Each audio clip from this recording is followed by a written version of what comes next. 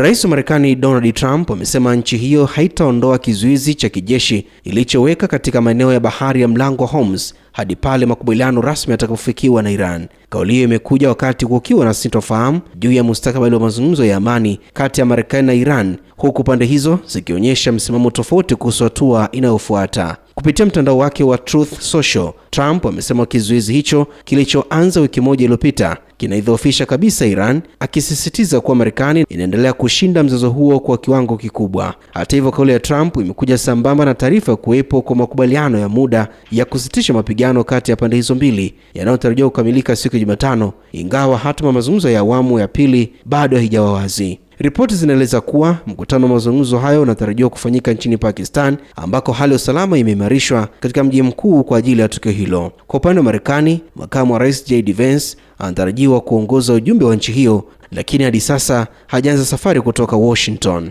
Nikiripotia Rubaza Kimataifa, mimi ni Theophane Ngito.